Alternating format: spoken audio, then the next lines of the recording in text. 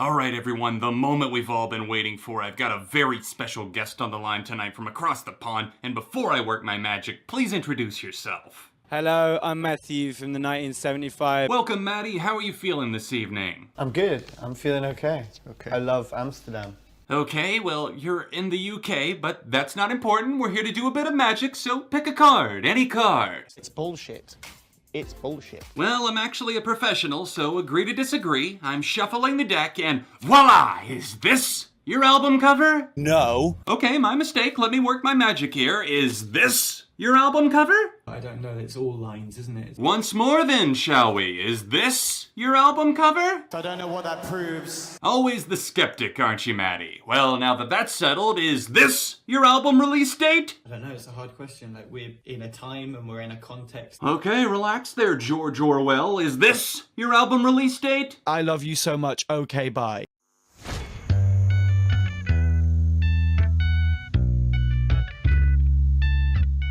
Hey neighbor, welcome back to ARTV. My name is John, and it's time for a review of the long-delayed fourth album, Notes on a Conditional Form, by the British band The 1975. This is the second installment in what they've dubbed the Music for Cars cycle, originally kicked off in 2018 by the solid A Brief Inquiry into Online Relationships.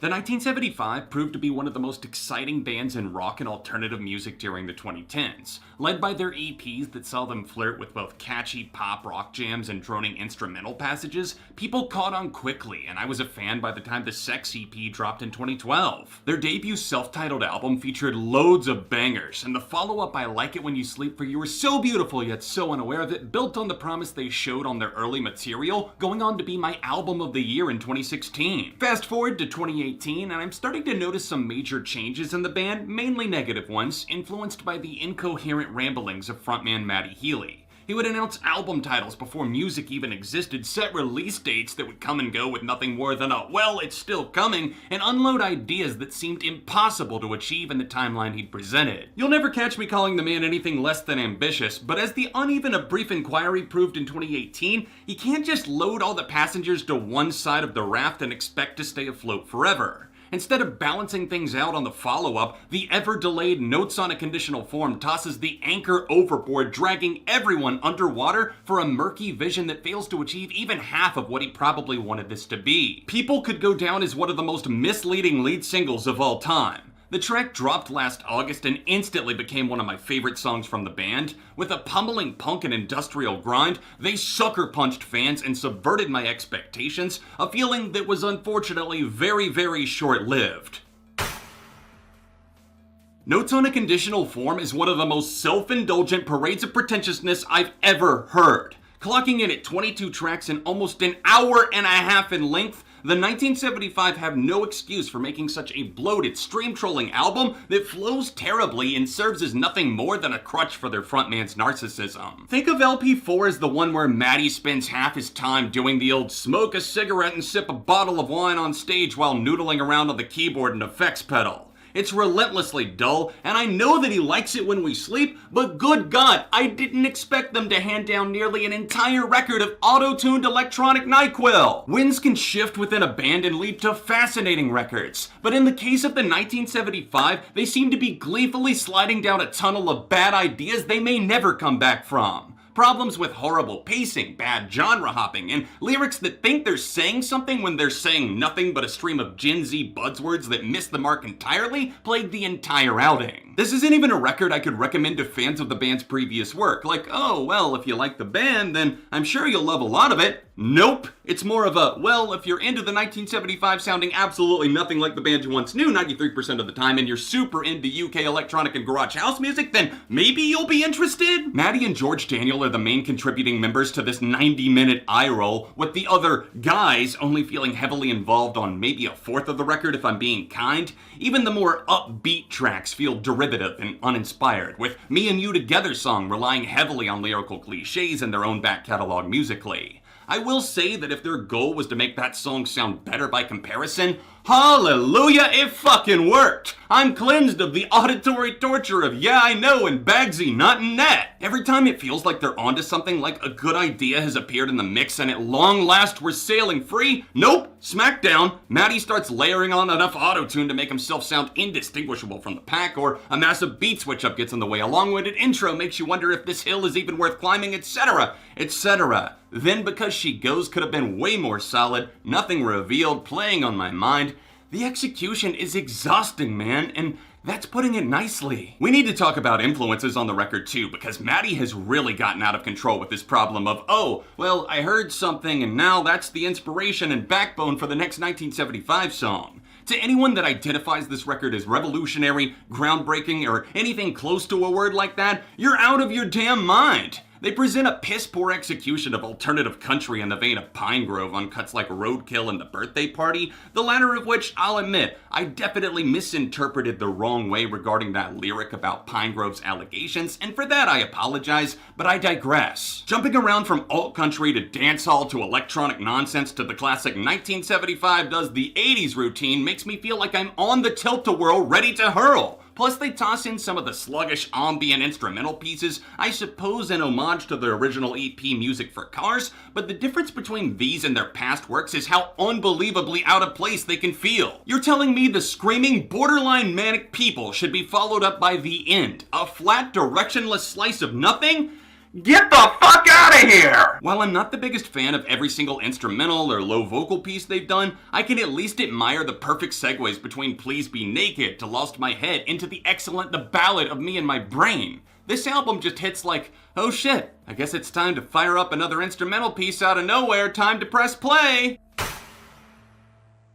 With its monotonous beating of a dead horse, a high one that Matty Healy sits on above us all, this album feels like it's in shambles, desperately searching for a sense of purpose that never even comes close to being found. The lyrics stumble and repeat phrases in a manner that makes me want to scream out loud, and when Matty isn't using some tasteless autotune or cringe-inducing pitch shifting to modulate his voice, he really lacks energy and personality in this body of work. Something he's clearly capable of doing if you look to their past records or hell, even People. It's not that I expect every song they make to be energetic, it's that I believe that every song should feel vital or important, especially if you're gonna justify having 22 fucking tracks. If you want proof that a slower mid-tempo song can work in their favor, look to the brilliant Antichrist, or even Paris, or Inside Your Mind. Hell, at this point, I'll take I Like America and America Likes Me over this steaming crock of fake deep bullshit. At least I could feel some passion behind that music. Notes on a Conditional Form is a record for people that walk into an art museum and pretend to understand the deeper meaning of every piece despite being utterly clueless. They waste time with confusing one-liners about tucking away boners and pissing quietly at birthday parties, which is a far cry from the earnest, thrilling sound they once captured the audiences worldwide with. Let this serve as proof that you can indeed live with your head so far up your own ass that it starts to affect the band you gave everything to build.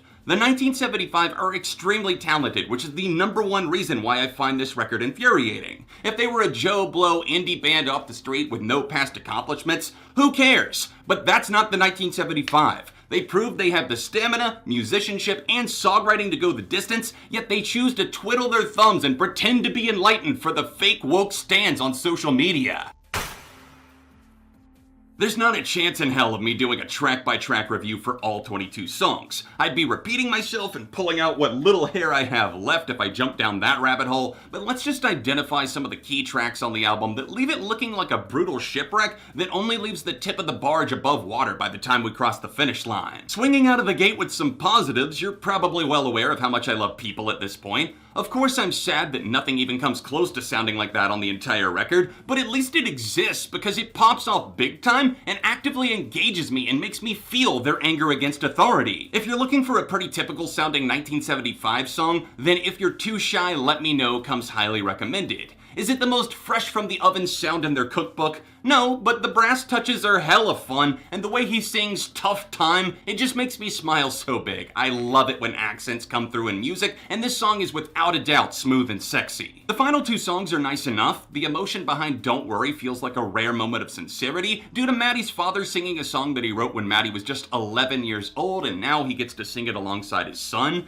Guys is slightly forgettable, but a proper ode to the homies in the band, just showing some guy love out there. It's a good thing, and I can definitely definitely jam to it if someone were to throw it on. I guess that really only leaves one other song to give some praise to, at least in full for the entire track, and that would be Tonight I Wish I Was Your Boy. It's not exactly a top shelf caliber cut, but it's got a spirited groove to it, and I dig the vocals, even if the intro is overly long and slightly irritating. Overly long and slightly irritating. An album by the 1975.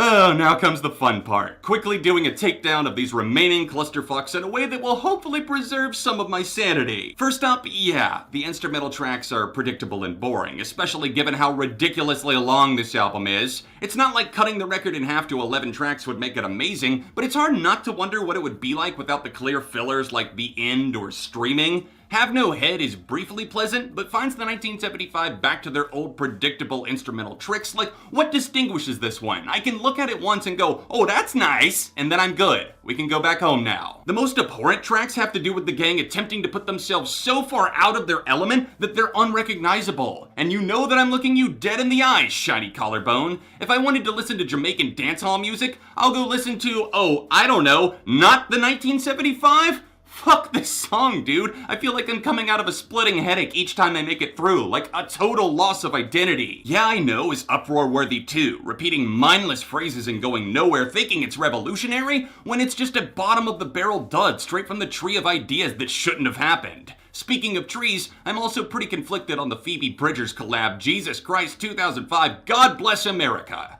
This song was hyped up for so damn long that I thought it would be one of the best songs they'd ever created, but instead, it's a pretty by-the-numbers acoustic ballad with some light brass in the background while they sing awkwardly or sarcastically or shit. I don't even know what to make of this one, but Matty sings, "If we turn into trees, can I be the leaves?"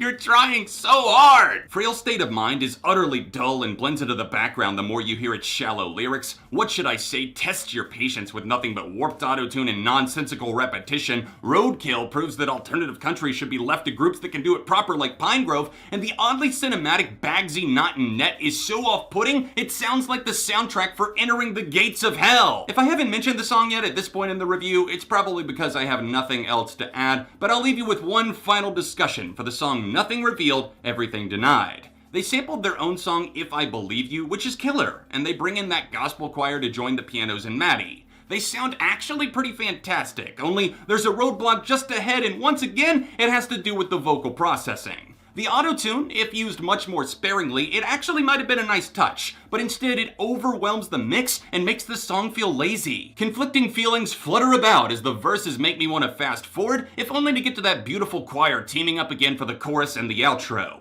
It's the same damn problem that much of the record faces. Good ideas are there, but they're drowned out by mixed signaling as the 1975 can't decide what they want to be, and they fall on their faces in the process. Good luck making it through this snoozer in one sitting. I literally wouldn't have made it without the help of my music visualizer that was, honest to God, giving me more entertainment than the album itself. Who in God's name is gonna be seeking out tracks from this record like, oh yeah, pass me the aux cord, dude, I'm gonna play Shiny Collarbone. You do that in my car, I'm pulling over and you can walk home. Notes on a Conditional Form is a chore to get through, and having completed 4 listens of the record uninterrupted back to back, I can confidently say that I'll likely never be coming back to the full album. In fact, the record is so weak, there's only a minuscule handful of tunes I'll even be saving to my rotation, which is incredibly disheartening, but also rather maddening given how many times this album was delayed. Turns out my worries over the record were justified, with the British band's 4th album feeling like little more than a passion project greenlit by unchecked egos and adoring fans willing to praise anything they put out. Until they can get back to their strengths, I've all but checked out of their world as I hand off an abysmal 1.5 out of 5 to the 1975's Notes on a Conditional Form. At the end of the day, that's just my opinion, and if I'm entitled to mine, then you certainly are too, and I'd love to know your take on the record down below. I know parts of this may have seemed specifically targeted at Matty Healy, and that's very true given that he's the catalyst for pretty much all of this. It's hard not to make it personal when their personality, or lack thereof, bleeds out so heavily into the track list, but again, I do hope that they can course correct and redeem themselves from this pretentious nightmare sometime in the future. Thanks for tuning into my review. I hope that you can respect where I'm coming from, hit that like button to support the channel, and subscribe if you're new in town. If you'd like to see me talk much more positively about the 1975, then stick around for my top 10 that I'm going to be doing on them very soon, or click here for my review of I Like It When You Sleep. Another review right over here, and I'll see you soon for more on ARTV.